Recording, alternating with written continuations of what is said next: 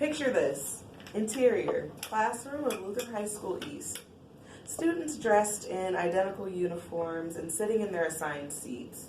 Benjamin Triplett, a history teacher in his late 20s, stands awkwardly at the front of the class, clicker in his hand, shifting through slides about World War I. He wears glasses, a burgundy button-down shirt, and black pants, and maintains a monotone voice. MAIN stands for militarism, alliances, imperialism, and nationalism.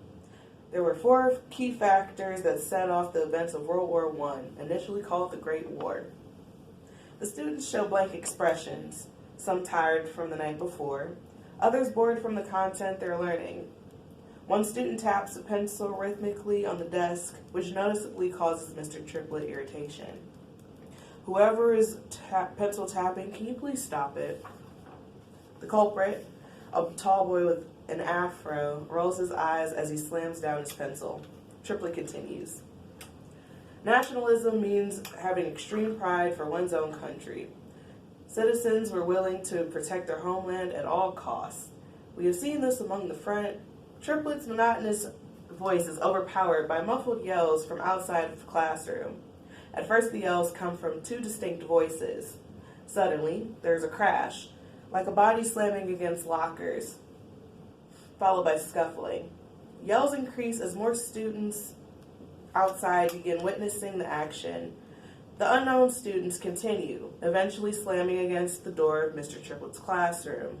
Triplett, growing red, rushes to the back of the classroom toward the door. Although panicked, Triplett maintains his monotone voice with a slight elevation in pitch. Everyone stay in your seats. As Triplett slams the door behind him, the student closest to the door runs to it to watch the action, followed by 7 other students. Others break their necks and strain their eyes to see the action without really getting up. Welcome to high school. Now, what I just described to you is a dramatic event that happened in a dramatic era in my life, high school. Based on a true story, I was sitting in history class when 2 brothers broke out into a fight in the middle of the hallway. Are the details in this scene all accurate? Not necessarily. However, the added details create the essence of drama. What is drama? While the scene I mentioned originated from a dramatic incident, drama is not a fist fight you'll hear about at 5th period lunch. It is not the tea you heard about your classmates cheating significant other, or obtaining details from your coworker about what they did at last year's Christmas party.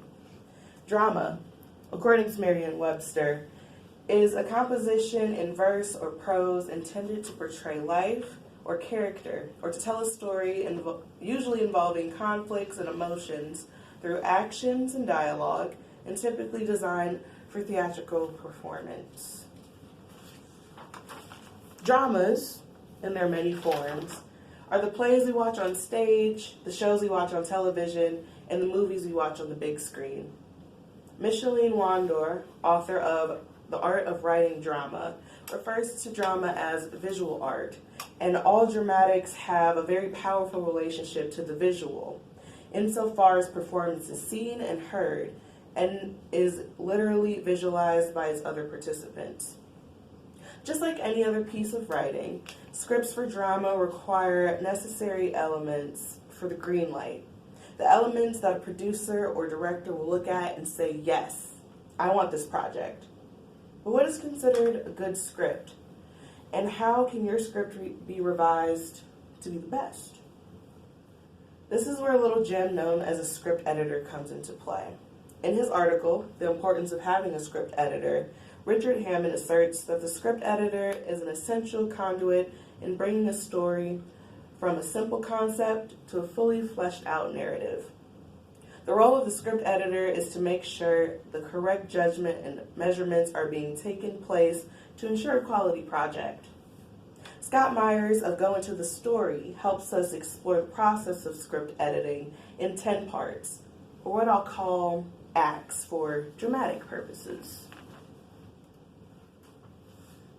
First, we have the exposition, which is to set it aside. This means don't touch your script for 2 weeks at minimum.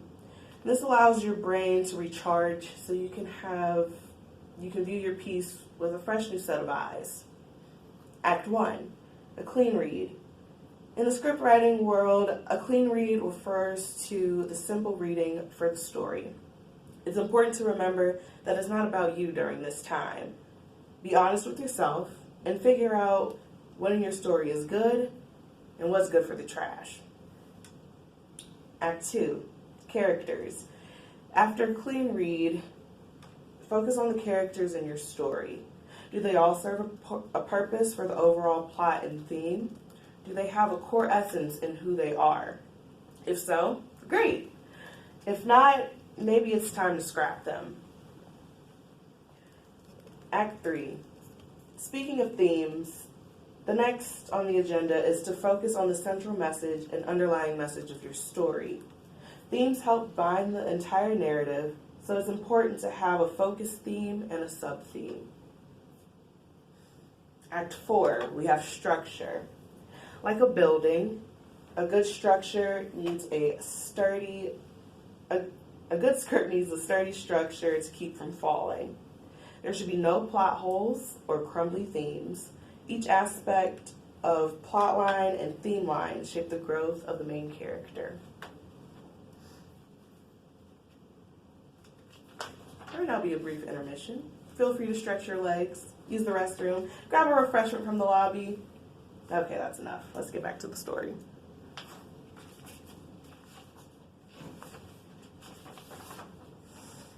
Act 5, pace.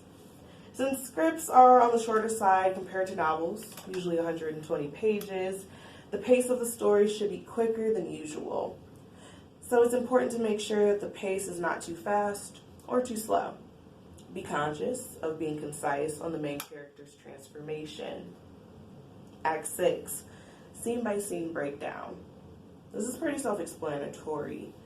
To make sure all scenes transition to the next smoothly and that each scene follows the plot line and theme line, it's best that you break down each scene as they happen. Act 7, a revision outline. The revision outline should feel like the movie, according to Myers. It should flow from beginning to middle to end almost seamlessly. Subplots should connect in some way to the main plots, and themes should be prevalent throughout. Act 8.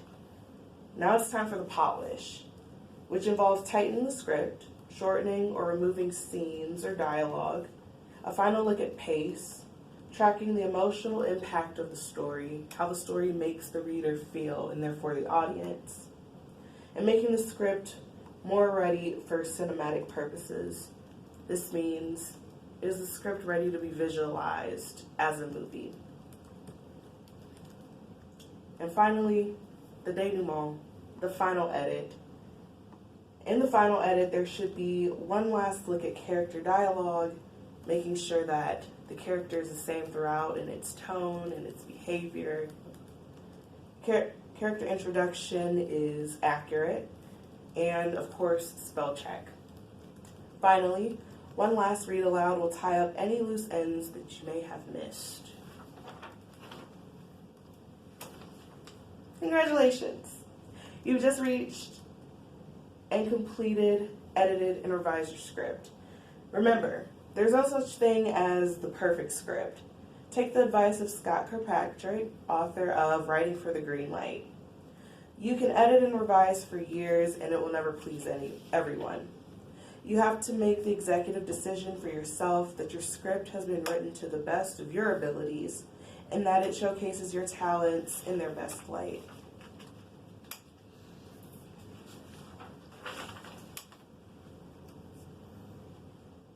If you think about it, our dramatic lives are dramas waiting to be written.